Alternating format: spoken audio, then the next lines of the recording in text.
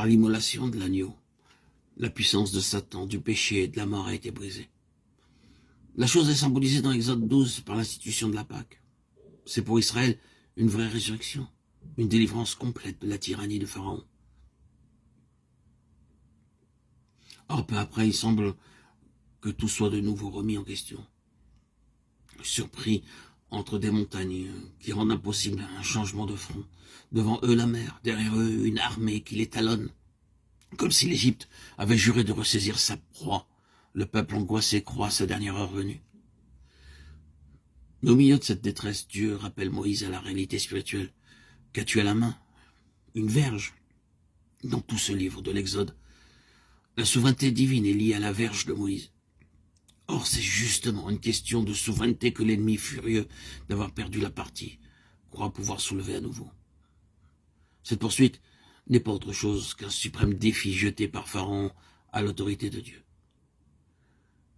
Mais cet étalage de force est inopérant puisque, par le sang de l'agneau, l'autorité de droit a été définitivement enlevée à l'ennemi.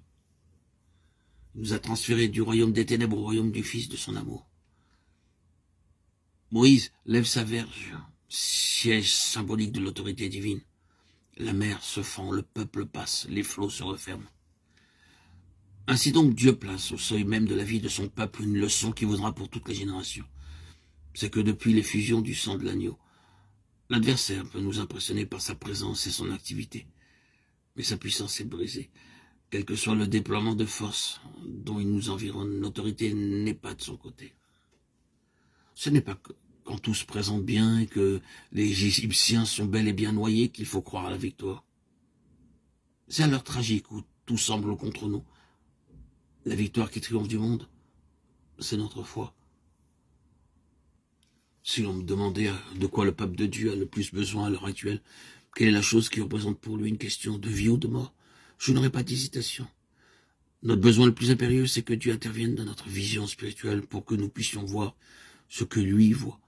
Un grand nombre d'enfants de Dieu se trouvent aujourd'hui dans le même état que le peuple d'Israël, tel qu'il nous est dépeint dans 1 Samuel 3:1. La vision n'est pas fréquente. Autrement dit, il n'y avait point de révélation spirituelle parmi le peuple de Dieu.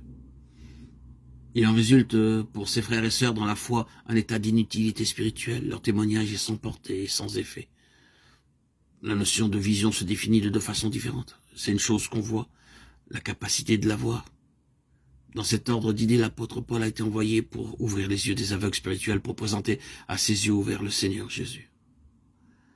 On peut dire de la vie chrétienne telle qu'elle nous est présentée dans le Nouveau Testament qu'elle est somme toute le résultat d'une vision. Dans le vocabulaire biblique, la chose est plus souvent appelée révélation.